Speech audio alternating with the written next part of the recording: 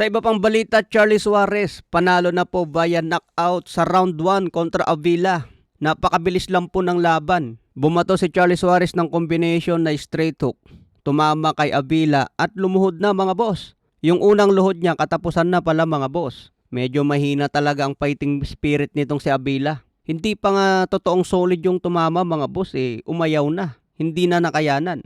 Ano kayang nangyari sa boksingerong ito? Bakit napakabilis na talo? Kitang-kita po natin dito sa patama ni Charlie Suarez pahapyaw lang straight hook. Parang nasalag pa nga niya yung hook pero umayaw siya mga boss, lumuhod bigla. Wala ata sa kondisyon itong si Avila mga boss. Round 1 knockout, tapos na. Kaya nakuha na po ni Charlie Suarez ang WBO International Super Featherweight Belt. Sana si Manuel Navarrete ang next fight mga boss para magandang pukpukan. Para maagaw na ni Charlie Suarez ang tunay na WBO Super Featherweight Belt. Kaya congratulations kay Charlie Suarez mga boss sa impresibo niyang panalo. Pero hindi pa nga nag-iinit si Charlie Suarez Hindi pa ata pinagpawisan at tapos na. Ito mga boss, unang pagharap ni Ryan Garcia at Conor Ben, muntik nang magsuntukan sa stage. Easy work, I promise you that. You keep running your mouth. You keep running your mouth. You Easy keep running your work. mouth. You know you're getting it. You know that, but You're not good enough to beat me. can't survive Your boxing conmigo. skills, you Two can't challenge beat can't me. survive Your boxing conmigo. skills don't show up. Your boxing. Look at his I hair, don't bro. say He's that looking no for one attention. Look at his hair. He's looking for attention. He ain't gonna make it past 12. I promise you. This not be a 12-round war. He's not good enough. He's not good Listen, enough to listen. beat me. You think I this man's don't- gonna beat me? listen. You think I'm gonna let a guy from the UK come here and beat me and take my belt? You lost your mind.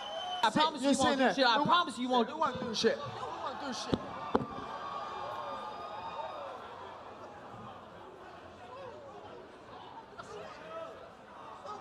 Who won't do shit? Who won't do shit?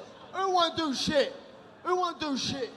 Yeah. Ayan mga boss, ito talaga ang hype. Nag-iinit na si Ryan Garcia. Sinabi nga niya dyan hindi lalagpas ng round 5 si Conor Ben. Hindi raw siya papayag na agawin na lang ang kanyang WBC belt at iuwi sa London. Kaya mainit ang laban na ito sa September 12. Kanino kayo dito mga boss? Kumpiyansa nga po si Ryan Garcia na kayang patulugin si Conor Ben. Base kasi sa huling laban ni Conor Ben kontra Regis Prograis, hindi kasi maganda yung kanyang performance. Kaya naging mas kumpiyansa si Ryan Garcia na kaya nang baklasin si Conor Ben. Kaya abangan na lang natin yan mga boss. Samantala nagkayos na po si Oscar De La Hoya at Beryl Ortiz.